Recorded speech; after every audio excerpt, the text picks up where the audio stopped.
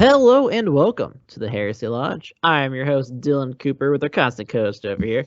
Gavin Franklin. And guys, we are sadly remote this week, but I mean, it's okay. We have a lot coming up in the next couple of weeks. I'm actually going on vacation finally. Gavin's been on like 5. I finally get my 1. So it should be a good time. It's been a very hectic week too. So we kind of had to go remote. There's just a lot going on. I'm moving into a new place. Been working a lot on the miniature stuff, and work's been pretty hectic. So here we are, remote. Plus reading. Yeah, and reading. I'm actually doing pretty good with that though. Yeah, I'm about halfway through. Whatchamacallit? Deliverance Lost. Yeah. I'm still winning, but we'll see. You're catching. That's weird. Yeah. But guys, with remote episodes, 2 beers. I have myself what we were supposed to drink last week, but instead we ended up drinking the me because this wasn't cold. And it is our Kentucky Bourbon Barrel Ale. I'm not actually sure who makes this. I took off my glasses so you guys have to see the glare. The Kentucky Brewing Company. It says Lexington up here. Maybe it's Lexington. Yeah, it's made in Company. Lexington. Either way, it's pretty good. It's a solid bourbon barrel ale. It's like the standard for bourbon barrel, I think. You know? Yeah, it's not like too thick. Funny story about that, actually. My girlfriend's brother was at the bowling alley last week, the same time we were filming our podcast with the bourbon barrel, and he orders the bourbon barrel in like a glass, and they asked him if he wanted a regular or a tall, and he asked for a tall. God. But they came back and said that they can't legally serve him a tall. Because alcohol percentage. Yeah, which is crazy to me. Like, I never knew that. Like, they can serve him 2 smalls, but they can't legally serve him a tall because that's considered 4 drinks. Yeah, isn't that crazy? That's absolutely nuts. So I have Sam Adams Summer Ale.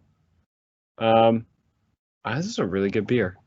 Yeah, I love you some Sam Adams. I was actually, before I saw this in the fridge, I was going to grab in either an Oktoberfest or the pumpkin beer, because it's basically fall time, baby, which means pumpkin.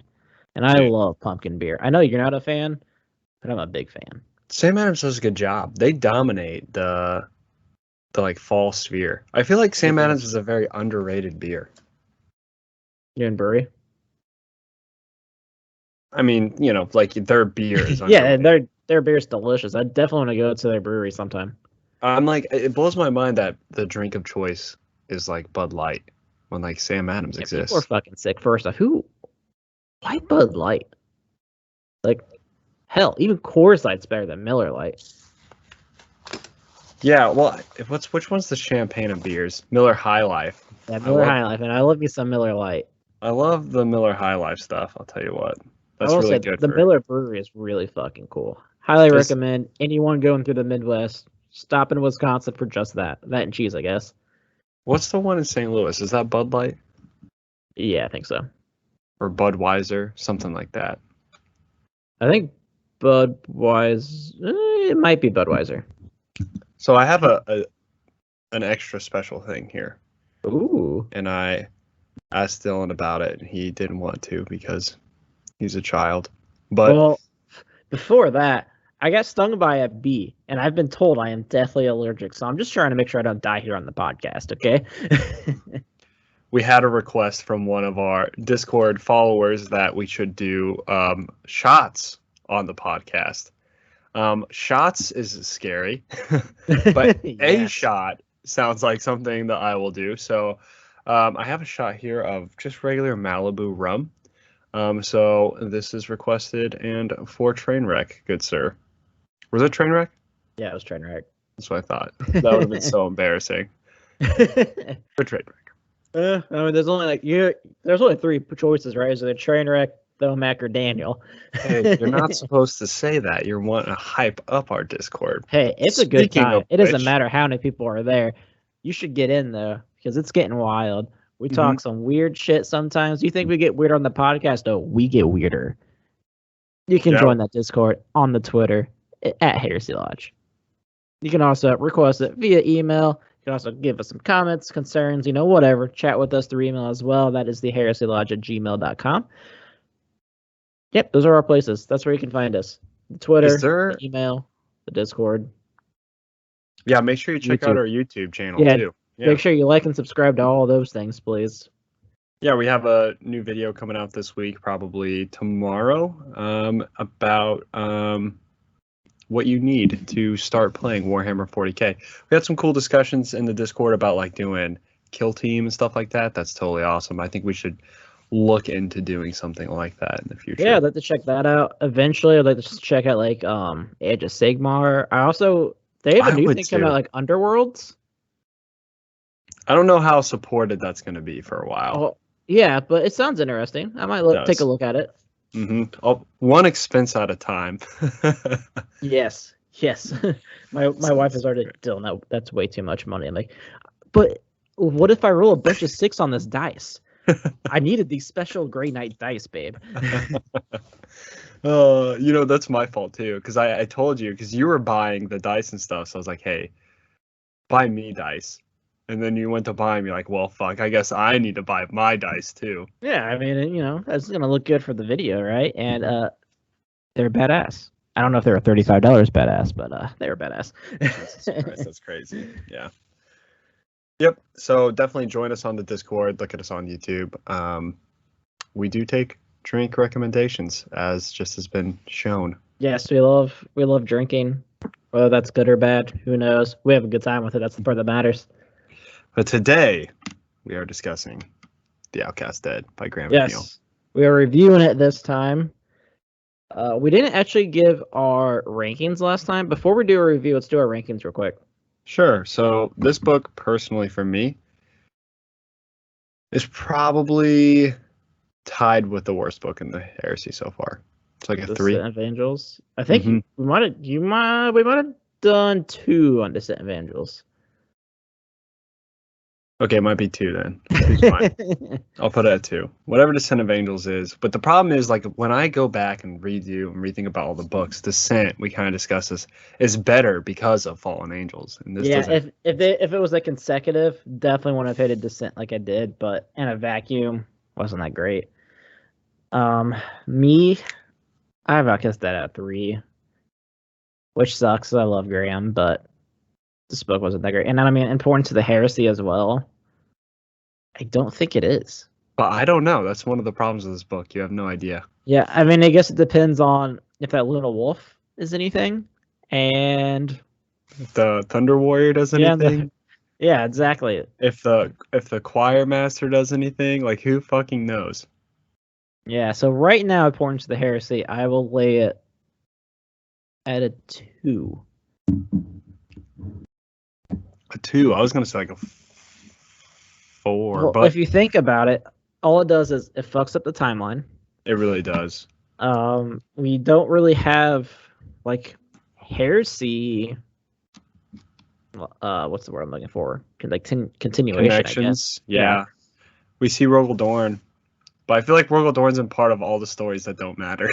Yeah, exactly. Yeah, it's not super important, but I feel like we've really been wailing on ourselves at the beginning of this podcast. We're like, Discord's got 3 people and the book we're about to review. Isn't that great? All right, let's get started. Hey, it doesn't matter, all right? We're here for a good fucking time. If you guys have been listening this long, you got to be used to our random bullshit by now. And there we go. No big deal. So Outcast Dead. Main character in Outcast Dead, Kaizu Lane. So the whole story basically follows this guy that was a astropath on a ultramarine ship called the Argo, which is something that is like this big, scary memory that he has that we don't really get revealed to us till later in the book. And we kind of get told that essentially what happened was the Argo got introduced to the warp because their Geller fields failed. So, real quick question. Whenever they described the Argo, did he mention that there was a sail on it? Like, it almost looked like it had a sail when he had his, like, view of, like, over top of it when he was looking through Roxanne's point of view? I don't know. You really need to cut it with the pirate ship shit. No. This is only my connection. Bring the cannons. So, my connection was going to be, I looked up the Argo, and it was like a Greek legend. The Argo is a boat that was made by like, I think it was either Athena or Ares, somebody like that. They helped like create like the very first ship, and it talked about how like it had a sail to be faster and shit like that. And I was like, honestly, like it wasn't a deep story. It was just like it was made by the gods, and then it was basically put in a museum. I was like, oh, okay, but it talked about like the sail and stuff. I was like, oh, maybe that was Graham's cool connection, I guess. I feel like there's a lot of connections in this book with Nagasena's historical stuff, but maybe not. Like maybe that's fake history. You know what I mean? No, I looked up the one with the artist. There is an artist by that name, but he didn't like kill anybody or anything. He was just like some old dude who just started painting for money. Interesting. Yeah. So anyway, the Argo essentially was a Ultramarines ship that came under attack by warp demons, right? Like demons of the warp. Yeah. What's interesting to me when we talk about this book kind of threw a lot off for me, because here we have humans that have survived demon incursions and lived to tell the story. But in like Horus Rising, we learned that the Astartes are completely unaware of warp demons. Does that make sense? Yeah. So You're right. I find that the knowledge of the warp is a little inconsistent amongst the books, because some books will be like, oh yeah, everyone knows, like there's just shit going on in there. And then other books are like, this is news to us. You know what I mean? What the hell is the warp? I thought it was just a big old tunnel. Mm-hmm. So in this one, pretty much all of the astropaths know about demons and all the crazy shit that goes on there, and the soldiers kind of know what's going on there too. So Kaizu Lane, he is a astropath, and he belongs to the Navigators. I don't know if Castana family. Castana, yeah, family of Castana. So basically, he's like a slave to the Castana family, it's like a clan of navigators, who we've discussed are probably being bred by the Sisters of Silence. And and the farm, yep. And they basically thought that he had shamed them for allowing the Argo to fall to the warp, and he thought it was his fault. And we learn later from the navigator that survived, which is also part of the Castana family, but not a slave, like she's a legitimate part of the family, that the Argo definitely went down because of some crazy ass warp storms that happened to hit it. Yeah. And apparently Kaizu Lane thought it was his fault because he had sent an astropathic message, and he thought that that was the hole in which the demons used to get in. Mm-hmm. Which was kind of lame from the beginning, that he was blaming himself for all this. I think it was more of just because of like he was like hearing like the people like pounding on like his like chamber as like they're all like fucked up and dying. Yeah, like, I think it was more of just like bombs dropping in Nam, and less of like I think it was like him trying to figure out to himself like, you know, I caused this so I deserve this type of deal, just to make himself like feel. It doesn't. I guess it doesn't make you feel better, but maybe it's like trying to make a reason out of like why it happened. Yeah, I think like one of my favorite parts of this book is he's being like sent back to the city of Sight, to do retraining to become a psyker. And they send this dude with them, and I can't find his name. It doesn't say his name. So, like, No, Cortano is Nagasina's guy, right? Yes. Oh yeah, I can't remember the other dude's name. I cannot remember either, but he was so funny. He was really funny. So basically what happened was this guy he was like a Kaizu Lane's handler going back to the city of sight. And the best part of this book was the interactions with Kaizu Lane and this character, in my opinion. Because it was so well written as comedy. Because anytime this guy would talk, Kaizu Lane was just like, dude, shut the fuck up. You are so fucking annoying. Yeah, and he just like took it. Kaizu Lane just ripped into this guy. And for a while there, like I was really into Kaizu Lane's character. I was like, oh, okay, this guy's gonna be kind of badass, but he was not. He ended up being a bit of a pussy. Yeah. I'm trying to find his name still. Yeah, it'd be at the beginning of the book, like chapter 1. But he's being escorted back to the city of sight, and this is Kai Zulane. He's been on Terra before because the city of sight is on Terra, so he obviously was like trained here. He knows all of this stuff, and you get these Tortiga. Tortiga. That makes more sense. Yep. So you get these really cool insights from Kai Zulane, like coming back into the city, because he's like looking at all of the various buildings, and you get Kai Zulane's remarks, because at this point the heresy's underway. What was that? Heresy. I was gonna say heresy. It's like heresy is not the correct word here. Heresy. At least you got there. So the heresy's already underway, and Kai Zulane's having all this insight, and one of the things he says, like, maybe if the Emperor was just a better father. But for real, probably that probably would have solved like all the issues. Yeah, I mean, at least would have taken away some of the traitors, right? Like, if he would have been better, the Perturabo or Angron. Maybe just put Angron and 900 down when he found them that they're already fucked up. I don't know. Yeah, that would have been a move. Yeah, if you would have taken out those two, you would have been good friends with Perturabo. Maybe not nuked an entire world that one of your sons made. Yeah, that part too. Just let them worship you, and then all you have to worry about is Horus and Fulgrim. Yeah, Fulgrim likes to flex swords. You're being worshipped. You get more powerful. Oh, darn. Oh, no. If anything, you probably should have wanted Lorga to do that so you could be stronger. So we get all this really cool conversation. I thought that was very repertoire, back and forth. Not even a back and forth. The other dude just took it, like we said.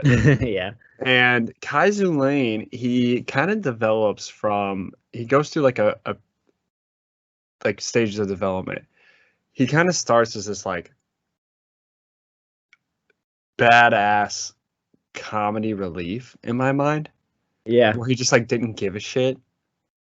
Yeah, like the whole time he's being taken to Whispering Tower, he's just getting drunk. Exactly. He keeps pounding down liquor. I'm like, oh, this is the type of character that I'm really gonna enjoy. Yeah. Then he turns into a bitch. Yep. And then every once in a while, very rarely, you'll get a glimpse of that asshole-ish nature. There's a specific line he says later in the book. I was like, that's good. But in the end, he just kind of gets all weird. Yeah, and I guess it's important to say too, the reason they're bringing him back is because he's supposed to be really, really fucking good. Yeah, he's supposed to be the best astropath they have. Yeah. So he goes back to do training, and he knows a astropath there named Sharashina. She's a really important person in the city of sight. Yeah, she was his mentor too. I think she's I had the sense there was some love connections second there. In command or something, or maybe third as far as power rankings for them. Oh, she's in charge of the Scholastica Psychana, so I'm assuming she's like the head teacher. Yeah. Headmaster. Yeah, and I got the sense that there was some like sexual tension there as well. Well, Just, I don't know. The whole thing was weird because it was her and the like choir master, right? That was just like naked massaging each other. yeah, Zhang Ming. Yeah, it's I really was weird. like, what is happening here? They're like old. Am I They getting... never fucked. It was just them massaging each other naked and talking about the heresy. You look, every time I've ever been given a massage, as one been by someone I'm dating, it's ended in a good time. I was about to say, anytime you've been given a massage? I guess like I've never paid to get a massage done. I haven't either. I had expectations. I did have one professional massage done before, and I didn't pay for it. It was in Mexico. It was not that way. But yeah, so he gets assigned to Athena Dios. So Kaizu Lane's kind of a bit of a horn dog. I feel like he has like all these like crazy sexual tension connections with like 3 characters. Yeah, because she's the one that's like destroyed, right? She's all fucked up. Yeah. And it reveals that she was a part of the Phoenician. She was the astropath on the Phoenician battleship. Phoenician. That's an interesting way to say it. I figure it's like Phonican. No, it's Phoenician, right? I'm pretty sure it's Phoenician. Like Fulgrim is the Phoenician. Fulgrim is the Phonican? Yeah, I think it's Phonican. I think that's Phoenician. He's just supposed to make it like the pho. Yeah, phone. Phoenician. Fair enough, I guess. we should get the audience to let us know. Yeah, because I'm not let going us to know look it the up. pronunciation. But that was the ship in Fulgrim when they were fighting the one that Desperax. he sacrificed. Yeah, for fucking shits and gigs, basically. Mm-hmm. So she got all fucked up, but when they're in their training, Kaizu Lane kind of goes to this mental palace. Yeah. And she's able to join him there. And in that situation, she's what she looked like before, and she was like really beautiful. And throughout the book, Kai like constantly is like, I'm into that. You're a little fucked up. I'm a little fucked up, baby. Yeah. Which is like super weird. But like I get it, it's what's on the inside that counts. Sure, I don't kink shame. So they're having like this big issue with retraining Kaizu Lane, and 2 things are happening. The first thing is Kaizu Lane gets a visitor in one of his dreams that he believes is the Emperor of Mankind. And the Emperor tells Kaizu Lane that he is going to be receiving a vision of the Emperor's future, and he has to deliver that message to the Emperor, and the Emperor only. Yeah. The second thing that's happening is Isfan 5 is occurring, and the choir is being pushed more and more by Rogel Dorn and other units within Terra to be more active because they really need all the information possible coming back from the Isfan system. As they're trying to receive word, they get the message that Ferrus Manus died and that there are a lot more traitors. And while they're waiting to try and see if there's more survivors of the Isfan system, they get like some imagery from a salamander ship. Mm-hmm. And then as soon as that happens, the fucked up timeline occurs and Magnus appears on Terra. And just fucks up everybody and everything. Mm-hmm. So again, in my mind, I choose to believe that this is not when all that occurred. No, it just it doesn't make any sense timeline wise. It doesn't. So, but for the purposes of the book, we will say that it happened that way. Sure. So, when Magnus arrives, basically all the astropaths in the choir chamber die. Yeah, for real. Like they just go like nuts. Most of the astropaths in the city of Sight die. cities, like whole cities within Terra, are disappearing into the warp. Like whatever Magnus did released insanity into the warp. It was pretty crazy. And he destroyed, everything going on with the Golden Throne and everything else. Yeah, so Magnus did almost as much damage to Terra. Basically, he allowed Terra to be in a susceptible state, which really helped out Horus later on. Yeah. So you have the city of Sight in chaos and ruins, and Kaizu Lane and Gregoris, who's like, what Gregoris's job? It's really confusing. He basically tries to Evander Gregoris. He tries to interpret the images. It's not necessarily that he tries to interpret the images. Isn't he like also like interpreting like things within the patterns within the warp? He's obsessed with some sort of like pattern on his ceiling.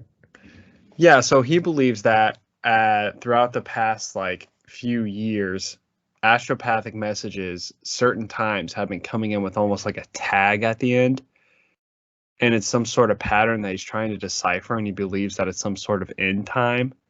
And it's interesting because he expresses this to the choir master, who in turn is saying like, oh, you have a vision of end time. Yeah, so does fucking every other astropath. So him and Kaizu Lane make their way to the choir once Magnus broke in, and they're being escorted by the Black. Is it the Black Guard or the Black Sentinels? Black Sentinels. The Black Sentinels, and then that character is Kamayuk or Kamayuk, the Russian dude. Yeah. Should be there, but I don't see his name. Yeah, I know exactly where it is. 1 second. It is... Oh, Major General Maximum Golovka. Golovka. Maximum, yeah, that's super Russian. Can't believe you didn't catch that. Look, I was too busy drinking vodka like a real Russian. That's so bad. It is very good. So they break their way in, and there's all these like demon spirit things. But in the middle of the choir is Mistress Shershina, who like touches Kaizu Lane, and she's the one that delivers the vision of the fate of the Emperor, and she implants it in Kaizu Lane's like memory of the Argo, which he refuses to address. Yeah, her whole thing was like, wasn't she like, you'll find it when you need it or something? Right. So the concept of this book is really weird because it goes very simple. It's very simple to explain. Kaizu Lane has the fate of the war in his mind, but it's locked from him behind the memory of the Argo. He was asked by the Emperor to deliver that fate to him. And for some reason, the Emperor, throughout any of this point, can't just like send a message to someone in the city to be like, yeah, Kaizu Lane's cool. Yeah, I don't understand. Like, you can hunt him down, it's fine. Yeah, so the concept of the book is Kaizu Lane wants to deliver a message to the Emperor, but groups of the Imperium and groups of Horus's traitors are trying to get Kaizu Lane to give the message to their side, because whoever has the fate and the outcome of the end of the war will change. It won't change the outcome, but it'll change how they fight. So like if you're on the winning side and you receive the message you're going to win, you'll fight harder knowing you're going to win. If you're on the losing side and you receive the message you're going to lose, it's like bad or something. You walk in defeated, basically. Yeah, which in my mind is like super weird because I feel like I would be trying harder to change that fact. Yeah, and not only that, I don't understand why they are so adamant that this is the correct future. Right, because we know the warp only shows you what you want to see. Exactly. Like there's so many different futures that we saw this in the first Heretic with what Lorgar was seeing with his tarot cards. Magnus gets visions of the future that are incorrect. He expressed that to Lorgar. Hell, Horus was shown the actual future and was told it wasn't. Exactly. Like Horus's actions caused that future to take place. So it's really weird to me that everyone is freaking the fuck out about this like future that was given to Kaizu Lane, including the Emperor. I don't know why he was so worried about it. And I don't even know if the Emperor's that worried about it. He just kind of keeps showing up like, yo, what's up? Want to play some chess? yeah, he keeps appearing in Kaizu Lane's mind, but in no time, like I don't understand why he didn't just appear in like the lead custodian's mind to be like, hey, don't kill Kaizu Calm down. Lane. It's Yeah. okay. No, like he didn't do anything. Maybe let's not torture him either. Yeah, like, oh, he has a message for me, because the Emperor didn't want anyone else to receive the message. He only wanted himself. But the Custodes were torturing Kaizu Lane to get the message. I'm like, hey, there's a big disconnect in the chain of command. Yeah, the whole time too. Like I was like, I thought the same thing. I was like, why wouldn't the Emperor just be like, hey, Kaizu's cool? Yeah, like send him to me. Or like it's super weird. So the concept, I think, is, and this doesn't make any sense to me either. So Shirashima, let's say she's good. She hid it behind this memory of the Argo to protect it until he reached the Emperor. Right? Yeah. And it's like, why? Yeah. Why not? I feel like if the Emperor was like, hey, he can only tell me, and then he goes to tell the Emperor, but then Also, maybe with how much power she had at that time, why couldn't she just send it to the Emperor? yeah, no one knows. She had to like the whole thing of like psychers is very strange. It's not super well explained. Or So I'm like, sure why the wouldn't you have concept is given it to like, I don't know, someone that maybe talks to the Emperor every now and again? Yeah, like, hey, like I'm sure the go choir find master would be Dorn. a good nominee, or hell, any of the custodians. Go find Dorn. Yeah, anybody that who talks to the fucking Emperor. Yeah, it'd be that easy. So yeah, like, she gives it to Kaizu Lane for some reason. And what's wild to me, this is what makes no sense. The Emperor knows for a fact that Kaizu Lane is going to receive this message. He's seeing the future. Yeah, why not just be like, yo, it's me, the Emperor. I'm just giving the message here.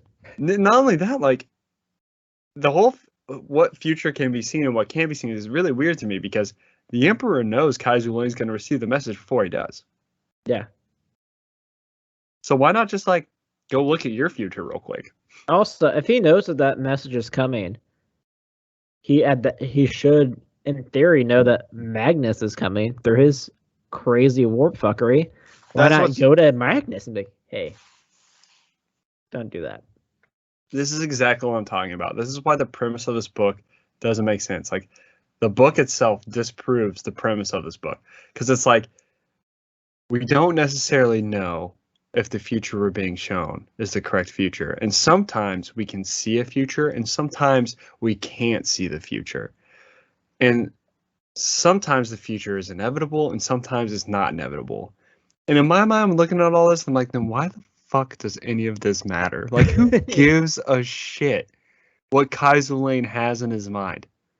You know honestly, what I mean? When we start talking about the fucking Astartes too, like I almost have like, the same thing. Like, what's the point of some of these characters? Yeah, no. I get that. Like, there's literally nothing going on with a lot of them. So, that's the first part of the book. Additionally, the other half of the side of the book, and it's very short, very brief, is Nagasena. He is a hunter. He's like a bounty hunter. Yeah. Essentially what I get from him. He's really good at his job. He gets sent with a large group of people to arrest a group, the Crusaders. What did we call them? We figured out what it was. I just can't remember.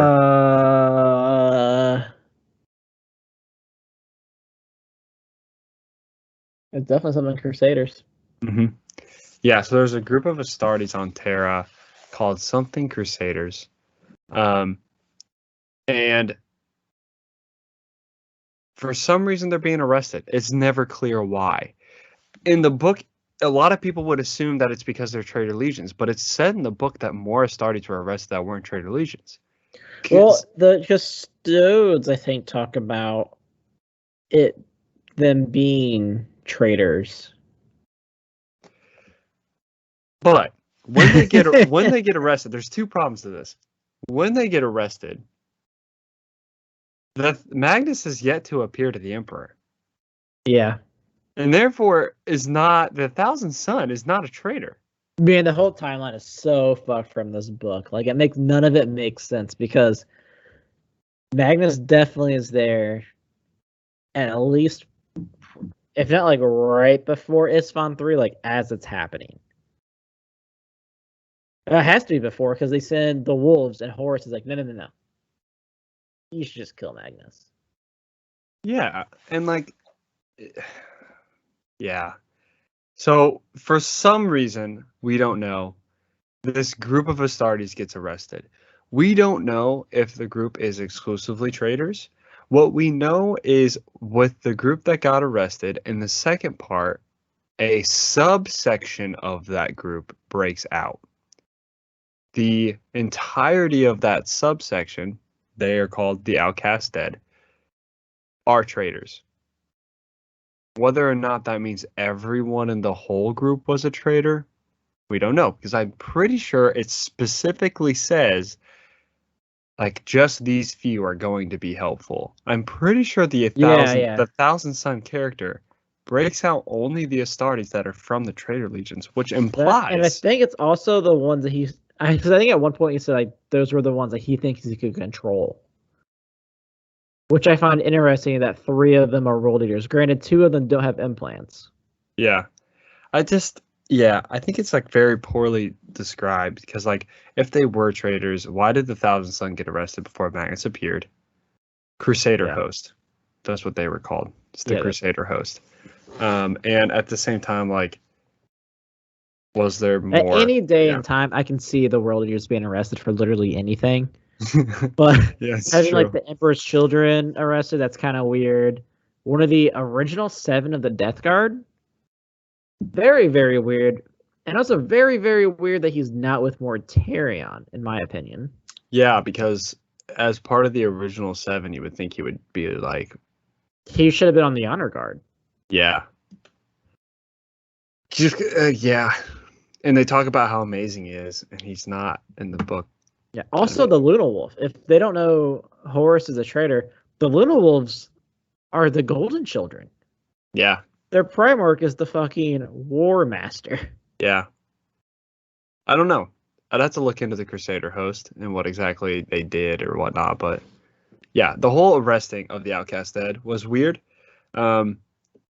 They probably needed to do a bit more explaining with that. So Kaizu Lane and the Outcast Dead are both locked away in the Custodes prison, which the Custodes are dicks.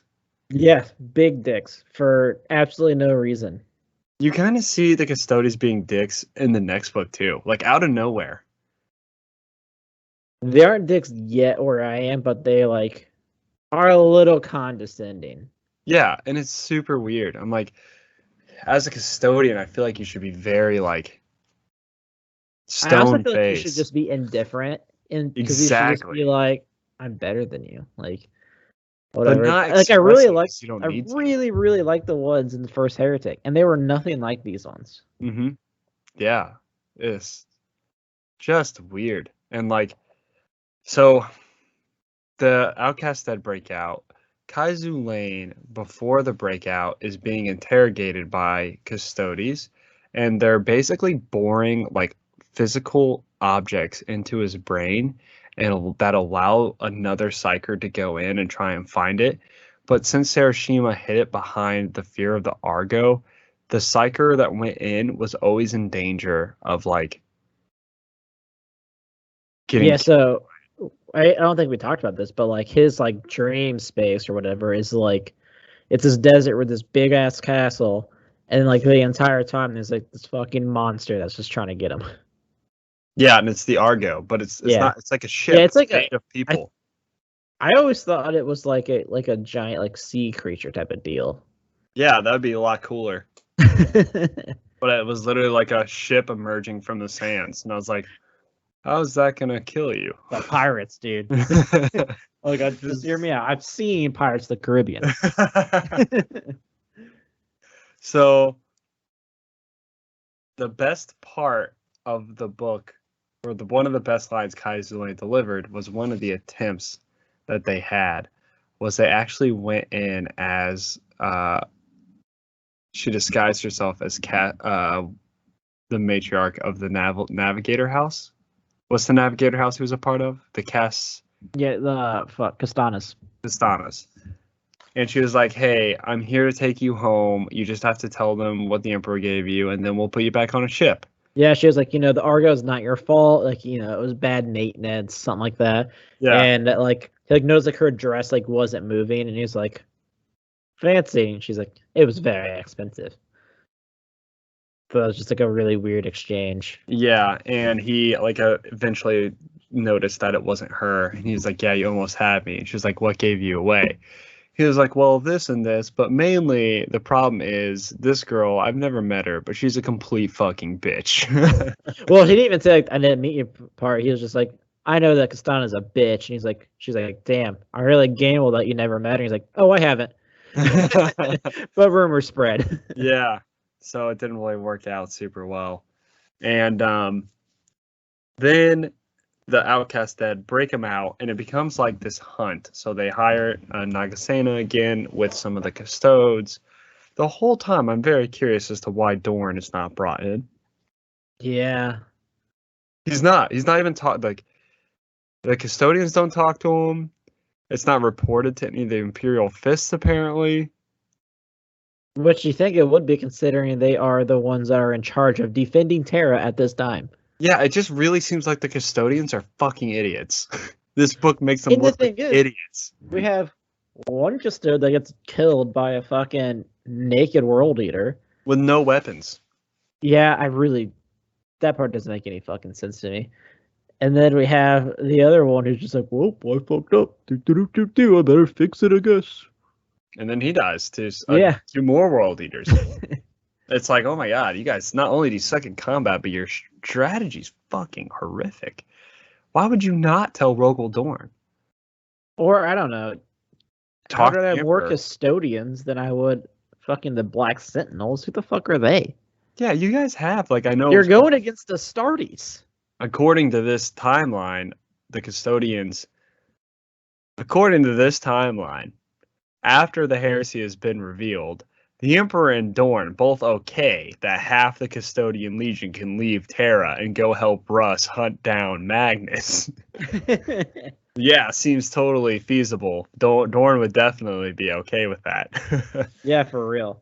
So, one of the Custodians teams up with Nagasena. They get the help of the astropath or the psyker that was trying to get the information from Kaizu Lane, and his mistress, not mistress. I mean, but maybe. Athena Dios, who's the girl that was trying to train him, who is very conflicted about hunting Kaizu Lane this whole time because they're like friends, and the leader of the Black Temple, or the Black Guard. Before we say too much, can we talk about the Astartes real quick? Yeah, talk about them. So we talked about who came out, right? We have the 3 World Eaters. Mm-hmm. We have, which is a lot of World Eaters. Yeah, 1 Death Guard, 1 Emperor's Children, 1 Luna Wolf, made the Thousand Sun. Mm-hmm. World Eaters, the 2 without implants, I thought were cool. It was different to see them without the implants. Yeah, they were my 2 favorite. Yeah. Yep. And the Luna Wolf. Yep. My biggest question is, what the fuck was the point of the Death Guard? All right, he's supposed to be this huge motherfucker. He's supposed to be one of the original 7 Death Guards. Should be with his Primarch. Said, middle of nowhere, is instantly almost dead the entire time. So there's a few things about the Astartes that I was like, holy fuck, what is this? The Thousand Sun, I dislike the Thousand Sun.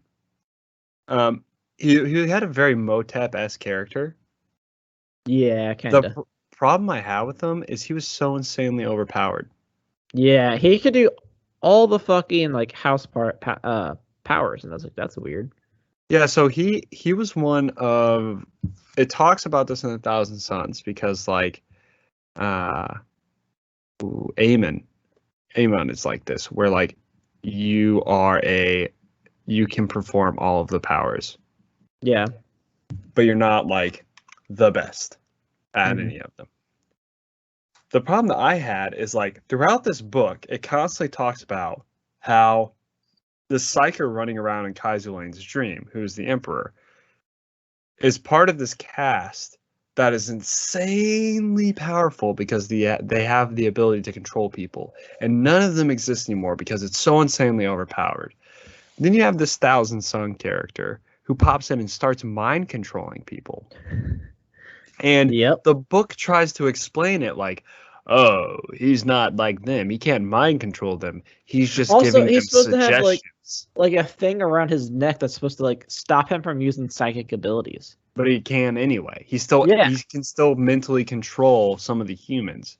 Yeah, and And there's no way he wasn't talking to like the other astartes, because like that night, like we have what's his face, the main like world eater, like walking around back and forth, like all pissed off and like juiced up, as if like something's about to happen. So obviously, like he can communicate with them somehow. yeah, It's like you're supposed to be completely nullified. Like what's yeah. happening? So this If dude is like, anything, they should have just like if like their warder like psychic abilities, why not just have like a sister of silence on the duty as well? Like that makes you a have lot of you have sense. custodians there. Why not have one One, or two sisters yeah, of silence that rotate in and out?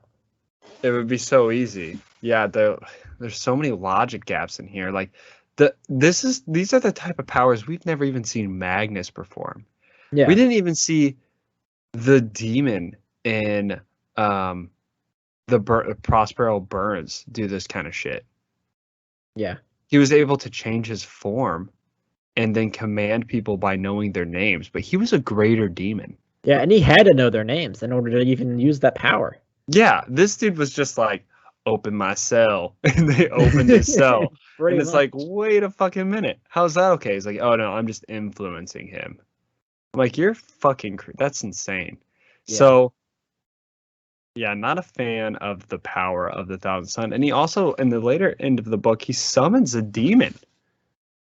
Like a Yeah. legitimate Like a crazy fucking one. demon. I'm like, I'm pretty sure that like a regular Thousand Sun at this time can't just be like, greater demon up here. Like that's not how that works. Yeah, he wasn't even like a first captain or anything. He was just the dude. Yeah, very strange. Like his power was way over the top. I just can't get over the Death Guard guy so Yeah. much. He's supposed to be so big and so strong and so badass, and he's like instantly like mortally wounded. It's like, Yeah. oh, okay. Like we go to the Death Guard guy who just dies like right out, and the Emperor's Children guy who is a sniper. Weird for an Emperor's Children. Yeah. So they die to a fucking Thunder Warrior like halfway through the book. Not even a real Thunder Warrior. Yeah, he's like a fake Thunder Warrior. Yeah. And I'm like, that makes a lot of sense. That's awesome. Both of them die to him. And the guy gets away too. They don't even kill him. Yeah, they just like let him walk. He literally walks away. He Mhm. doesn't like run, nothing. He just walked away and like, oh, yep, there he goes. So then you have the Thousand Sun, the three World Eaters. We kind of discussed the two. They don't have implants. They're twins. They are really like, their characters are written really cool. They're like dualities of each other. One's the hot-headed. It's almost like he has the implants anyway, and the other one's the more strategical. Yeah, calm and collected. Yeah, and it makes you think like maybe Angron was supposed to be that, and then you have the Thousand Sun with the implant, or not Thousand Sun, the World Eater with the implants, which is like generic World Eater. Yeah, he's like, I gotta kill you. He's gonna kill everything. The only like moment where I was like, huh, okay, like he like actually like legitimately like cared about the people he fought with and that died. Yeah, so it's discussed many times through this book that the World Eaters are very loyal. Yeah. Which is very much why I think like Angron is like Horus's dog. Mm-hmm. And I can see that with the way that these World Eaters are. Like, yeah, they want to kill everything, but if you're their ally, they won't leave you behind. They will do anything they can to protect you. They'll kill your enemies as much as possible. Like they're very, very loyal as a legion. So Yeah. kind of cool that we see that aspect of them. And we get one really cool interaction with the leader of the World Eaters and a human. It was a child. Oh yes. yeah. He's at the church. I guess we were like not talking like barely any of Roxanne, but I don't really care Roxanne about is she's just the Navigator. navigator that somehow ended up on Terra and then ended up in the shitty fucking ghetto and then ended up in a church. Yeah, so she was the navigator for the Argo. Since she's a navigator, she was part of the Castellan family. Good enough. Is that the right, what did I say? Castana. The Castana family. And she ran away after the Argo because they were like, hey, just retire. She didn't want to do that. So if I could retire young, I fucking would. Yeah, she was like living on a resort. She's like, I couldn't do it. So I ran away to Terra and decided to live in the slums amongst the church people. Makes no fucking sense. I'm going to wear my little ring that I can teleport me back, though. Yeah, just in case I want to go back. Who knows? Makes no sense. So she's working at this church. The Outcast Dead are escaping. They have their confrontation with the Thunder Warriors, who are attempting to retrieve, what's it called? The gene seed. Yeah. From one of the Astartes. So the first combat with the Thunder Warriors, they kill all of the Thunder Warriors except for the leader. Well, I think the other ones were. I don't think they were as gene-enhanced as what the fuck's his name? Goda. Yeah. I don't think they were as enhanced as he was, and they were just kind of like buffed up. Okay, so Goda's like Babu Dekal's henchman. Yeah. But he's not a Thunder Warrior. But he's they're like part Thunder Warrior. I guess. And Babu Dekal is a Thunder Warrior. It's like falling apart. So so the Outcast Dead kind of make their way to the shitty city where the church is and Babu Dekal is, and that's how the characters start to finally come together. And you get the reveal that the Navigator girl used to be a part of the Argo, so all of a sudden strings are being attached when she gets to like the last quarter of the book. And the Emperor's Children character dies and the Death Guard character dies. And they basically decided that they're going to take Kaizu Lane, because they are in custody of him at the moment, to Horus in the Isvan system. So as they're retreating and trying to run away from Nagasena and the Custodian, the people that are hunting them down, they find their way at the church, and this is like the final confrontation. Yeah, well, they went to the church because they wanted to burn the bodies. Right. So they end up burning the Emperor's Children and the Death Guard. Yep, and then we have Kaizu Lane seeing Roxanne, and they're chatting because they hadn't seen each other since the Argo, and she senses that he believes that it was his fault, and she's just like, "No, it's not your fault. Let me show you what happened," type of deal. That's when you get that big reveal. And they also get told that there's a way that they can get off planet using a ship of some sort of person that lives up on a hill behind the church. So they send the Luna Wolf as a scout to find that ship. Yeah, and then as that's happening, the Thunder Warrior shows up. Although the Black Sentinels are behind them, like, wait a minute. We can't go yet. There's company. And then it shoots over to the Storm Warrior, like, going into the church, and the priest, who I can't even remember his name, is just like, "You don't belong here." Yeah, because they're all mad at Babu Dekal because he's like a thug. Yeah. And beats up on people in the city.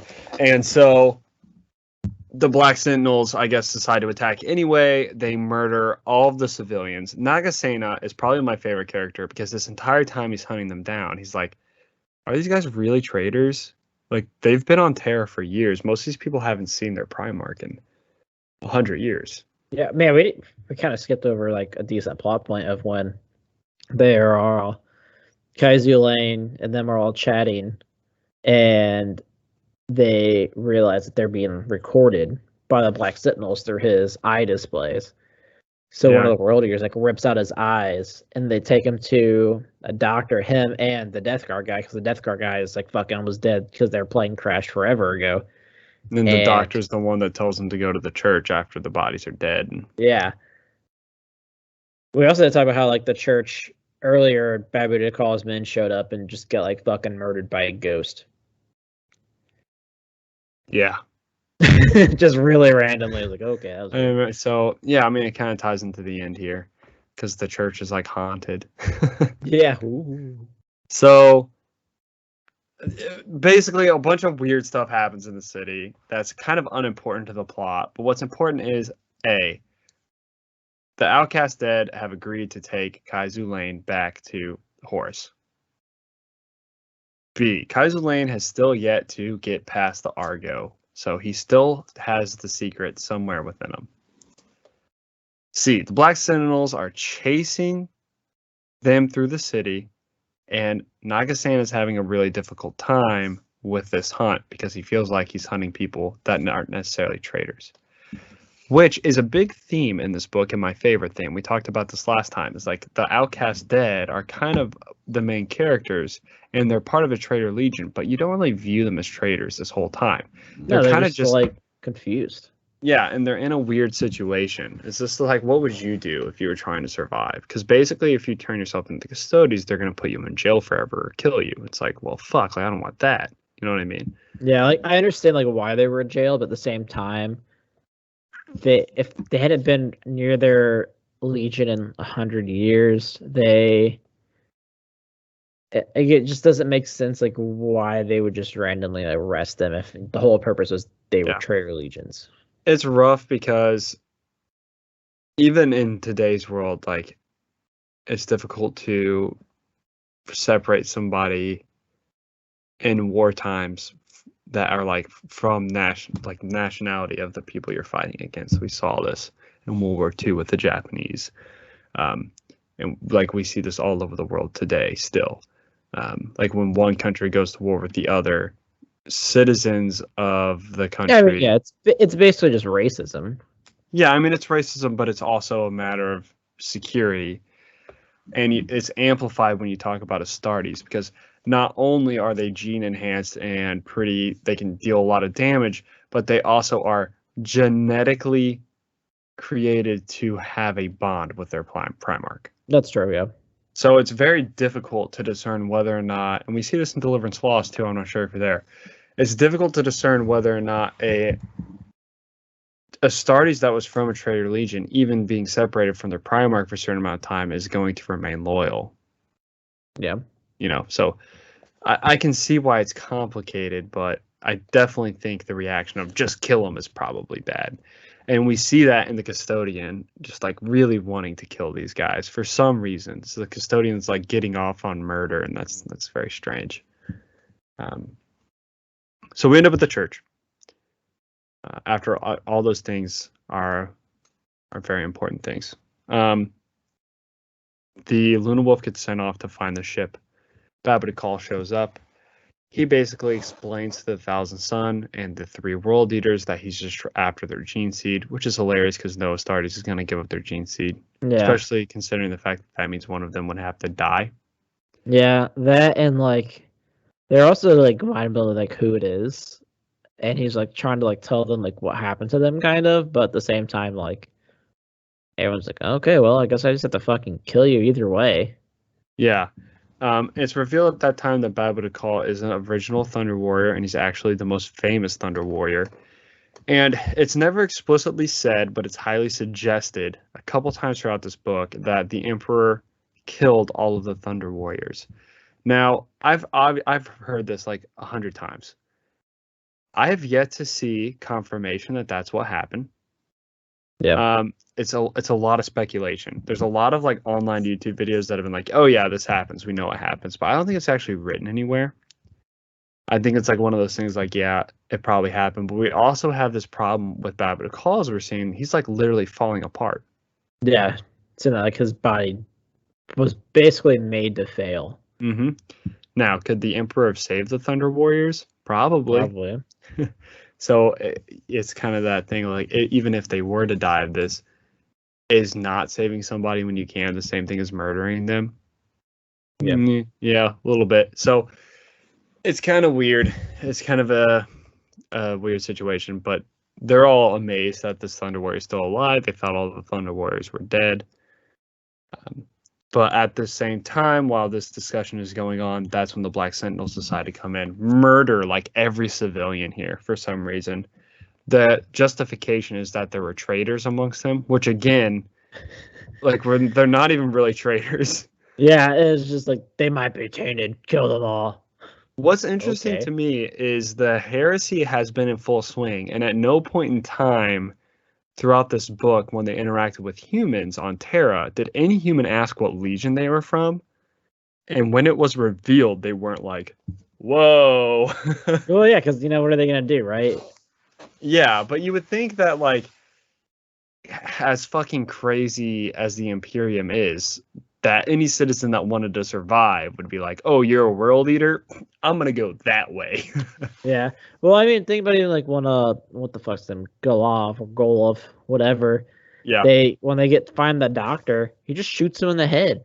Yeah, because he's like, oh, you conspired with traitors. And he's like, I'm a fucking doctor, and they were going to kill me. I saved Kaizu Lane's life. That's all he did, was save Kaizu Lane's life. He's like, yeah, because the Death Guard died. Yeah, like, don't you want Kaizu Lane to live? Isn't that the point? And they're like, yeah, but he conspired with traitors. I'm like, he saved the dude that you're looking for. Yeah, and at the end, like there's always like the shows and stuff. That's like the moral thing for a doctor is always save the life. Like if you know the person on your table is a murderer, do you still try to save them? In theory, you should. Yeah, like the doctor's creed is like you're not allowed to deny medical service to anyone in need. Right. Yeah, that's just nuts. It's weird. The Imperium acted like insane assholes for no reason in this. So yeah, we get like this insane 40K reaction to things well before 40K even occurred. Like this shouldn't be happening yet, but it is. It's very strange. So they're all fighting. Nagasena kills the leader of the fucking world eaters with the help of Lavka, which is fucking wild considering that this dude had a weapon. Yeah, and the fucking dude previously killed a fucking custodian naked, and then gets killed by a Joe Schmo. I mean, I guess he's more than a Joe Schmo, but he's still a fucking human. Yeah, I mean, he's a badass human, but he's a human. And I'm like, holy shit, like, the power level differences in this book is so insane. It's so out there. It's like every single character is like either insanely powerful or insanely underpowered, or like what is happening. Like the order is not met. It doesn't make any sense how that strong of a world eater just, I mean, granted, yes, he got killed by like a blind shot, but he was struggling to fight Nagasena. Yeah, he should have been able to kill him one hit. Yeah, no, like you talk about the Astartes like super speed. There's no way Nagasena would have been able to keep up with that. No, the Astartes could literally have like just ran in on him and bear hugged him, and he would have died. Yeah. So we have that situation. Snapped his fucking head off. Yeah, we have that situation, and so he dies. Yeah. Sorry, the custodian and the two just yawn there. It's pretty late. I feel I've had 2 Benadryl. You're about done.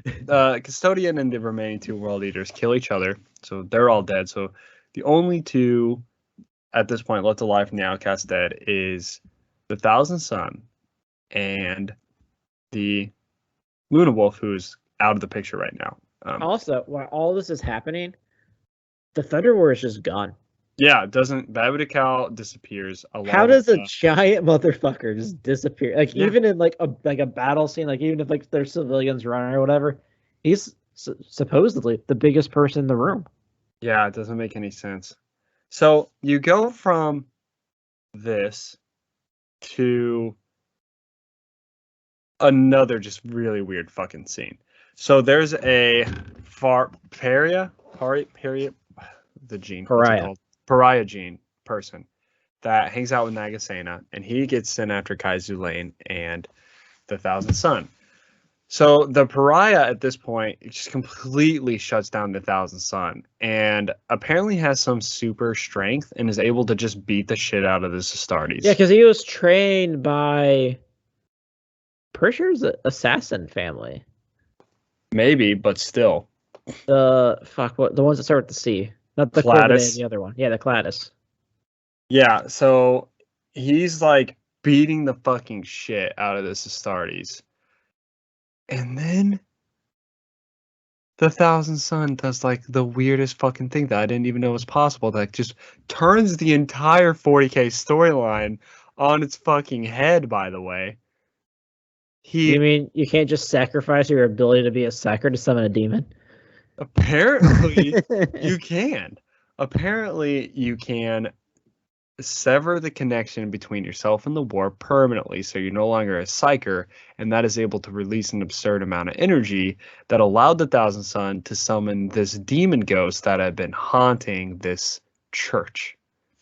Let all that sink in. Yeah. So you would think, oh, Council in IKEA comes along. What's a really easy solution? Just have them sever all their things. No one's a psyker anymore. Yeah, I mean, what the fuck? Especially surround yourself by a bunch of Sisters of Silence and just one by one go at it. Do you know how many storylines are revolved around psychers that don't want to be psychers? You just gotta sever themselves. Just stop. That's pretty much how that works. Yeah. So I must weaken myself by sacrificing my power to the ocean. This is the only time in any of the books that I've ever heard of this type of situation. Like, what the fuck? Oh, yeah. You don't want to be a psyker anymore? Oh, like, imagine this, like, the black ships show up. We're taking all the psykers. I'm not a psyker anymore. Guess I get to stay home. You're good to go. We don't have to murder you. It's so much easier. Man, the farms would be way worse. Yeah, you have all these fucking Sisters of Silence running around like, oh, hey, we have to kill you if you're a psyker. Wait a minute. Option 2. Give me 5 minutes. Like, what the fuck is this? So, yeah, he summons a demon. And the demon is killed by the Sisters of Silence walking inside. Yeah, that was it. So I was trying to remember, like, how did this demon die? And it was literally just, and again, this makes no sense because a pariah is already there. Yeah. So then enough pariahs show up, and apparently if you have enough pariahs, demons just disappear, which makes me really wonder, like, why isn't the Sister of Silence just sitting in the basement with the Emperor? Oh my god. Instead of, trying to keep demons from coming out of the webway, just sit there and chill. Apparently they're so powerful they just that demons are automatically banished in their presence. I'm like, this is just crazy. Make their dorm room the basement of the palace, and you never have a demon come out of the portal. No demons. They're all just, they sleep there. They don't even train. They just sleep in beds. Play golf. As long as you're in the premises. Just make sure you're near this door right here. Yeah, whatever you're doing. As long as there's a 5 in here, we're good. Whole fucking thing. Jesus Christ, that made it even sound worse. I don't know. So the demon just disappears. Apparently, like, at X amount pariahs equals demon banishment. 1 isn't enough, but like maybe 5. Who knows? Yeah, that's plenty. Yeah. So the Thousand Sun, Dorn walks over because Dorn gets summoned by the kid. The kid like presses the homing beacon on the girl's ring that she has, and it sends in the Castana family. I think they go to the Castana family because they come back with them, I think. No. So the kid presses the beacon to reach the Castana family. I thought it just teleported you. I thought that was like her whole thing. Like, if you ever need help, like push this and you'll be safe. Yeah, it's like they come to you. Oh, okay. It's like a beacon. And the Castana family, who's apparently like war masterminds, they're like so fucking intelligent that the greatest minds of warfare, the Custodes, can't reach them. They can't touch the mastermindness of the Castana family. Because the first thing the Castana family was dial Dorn's phone number and say, hey, I think you got some pretty fucked up shit going on here on Terra. And Dorn's like, oh, yeah, let me go fix that. So Dorn shows up finally and goes to the Thousand Sun and says, for some reason, he goes to the Thousand Sun and is like, yo, give me Kaizu Lane. And for so like as if Dorn needs his permission. And the Thousand Sun's like, no, so then Dorn kills him. Yeah, and then like fucking Kaizu Lane finally like unlocks this thing through like Roseanne's mind because like or Roxanne. Because like to show her like or he gets seen like her point of view of the Argon what happened. And then he's finally like, I shouldn't dread the people, I should remember them or some bullshit. And then that gets him through his barrier and he sees the Emperor on the throne and then it was he talks to the Emperor. Which he could have done the whole time. Yeah. Apparently. They're playing chess and he's like, so you're gonna die, huh? He's like, yeah, I guess so. So, okay. First off, okay. the vision he has, it's like insanely symbolic and way too overly descriptive. I'm like reading this and I'm like, what the fuck is going on? Like, yeah, like I know what it's happens. the whole thing at 40K. You're like, I know what happens. Yep. But the way it was described, I was like, really having a hard time like piecing together like his description to actual events. Yeah. He talks about how there were 2 epic fights. I know what those 2 epic fights were. That's pretty much all I got from that. And like, I don't know. I thought so. Like, if you're reading this and you're like, "Oh, I get to see what happens at the end," like, it kind of confirms that the Emperor's gonna die, but that's about it. Yeah. The rest is super vague. And he tells the Emperor, and the Emperor's like, "Well, sometimes you just have to play to a draw." Yeah, you got to play for your opponent not to win. Yeah. And so Kaizu Lane is like, all right, well, I've got to kill myself now. Pretty much, it looks in the Roxanne's eye. Which is like...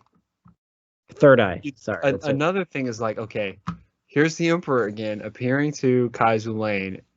There's Dorn right the fuck there. Right the fuck there. Can the Emperor not take like half a second to be like, hey, don't question Kai, he already told me. Yeah, and then I don't know. What he needs to do. He could just also wipe his memory after. Oh my god, that's so smart. And everything would have been done.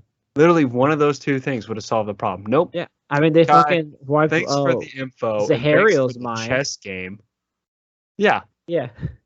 Thanks for the chess game. It was fun. Kill yourself. Pretty much. Okay. What if we didn't play as much chess and you took 2 seconds instead to go tell Dorn not to take me in? Yeah. So he could have not been tortured. He could have not dealt with any of that bullshit. But the Emperor really liked to play chess. Yep, he did. It's fucking wild. So, yeah, Kaizu Lane kills himself by looking at Roxanne's third eye. Roxanne is escorted away and basically, like, it was said that she was also going to be interrogated until she either died or got put on another ship to be a navigator. Another thing that the Emperor could pretty easily prevent. Yeah, easy. And then we get like the 3 loose ends. Yep, and and then we have the World Eaters and their custodian friend dead. We have the Thunder Warrior being like, this is it. We did it. Yeah. So there's two big storylines at the end there. So Rogel Dorn asked Negasena to track down the Luna Wolf that apparently survived, which in my mind is like, I couldn't give a fuck less about that Luna Wolf right now. Yeah, for real. Like, I've already read an entire book of Negasena chasing down these people. I don't want to read another one of him chasing down the same person. Yeah. So the Luna Wolf is still out there. So that's a little bit of a extension that was onto this book. And then you have the Thunder Warrior Babu Dekal is like, I got the gene seed. How the fuck? Yeah. You disappeared out of the fight. We had custodians and shit there the entire time. And you somehow snuck off with the gene seed. Like, it's like a very, like, you gotta put like a whole fucking like thing inside them and extract it. When did he have the time to do that? So the only thing I can think of that's a potential is he got a hold of the Luna Wolf. Yeah, I guess that's possible. Which would be like the storyline would be Nagasena running into the Thunder Warrior and that being the thing. Who knows? I don't care. That's a good point. I didn't think about. I don't care. Yeah. I don't give a fuck about this one Thunder Warrior on Terra. That is some dude I shouldn't care about. And yeah. So that's those. And then the final thing that we didn't really discuss is Gregorius was able to interpret the code that he saw, and he gets an insane vision of the future, which is 40K. It's grim dark. And he goes insane, writes all the stuff he saw in a book, or saw down in a book, and then he kills himself. Yep. And the choir master finds the book, and that's that. That is the Outcast Dead. One thing it did great. It really made me think about who's evil, who's not evil. Now, this doesn't make me feel better on Horus. Horus is summoning demons and like murdering entire populations of planets to be a bully. Very different. Yep.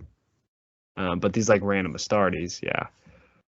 The power disparity in this book is insane. The timeline mess up in this book is insane. This is the first book I would suggest not to read. Yeah, it's skippable. There's nothing in it that's important. Not only is it skippable, I would almost suggest skipping it. Like, this should be the last book you read.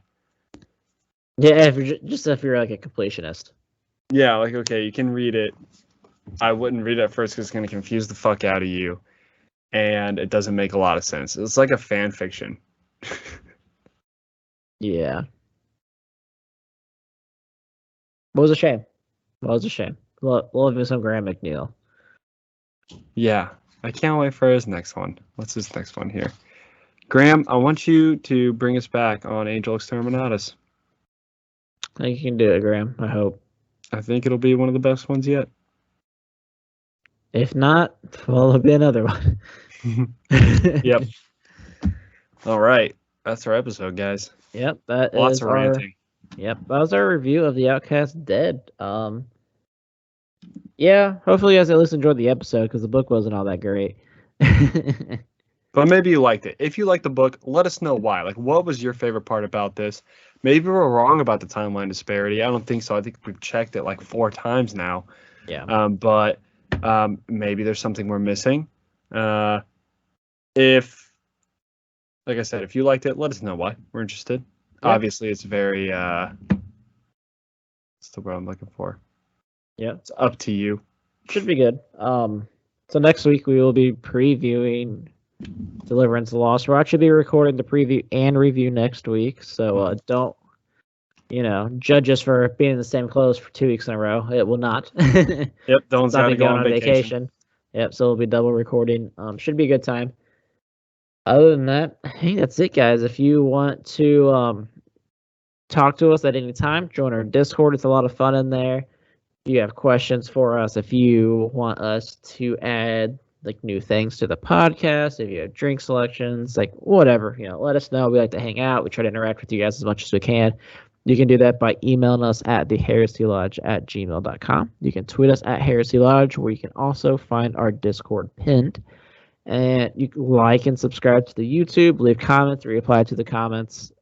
And that's the show, guys. Hopefully you enjoyed and have yourselves a great weekend. Good going.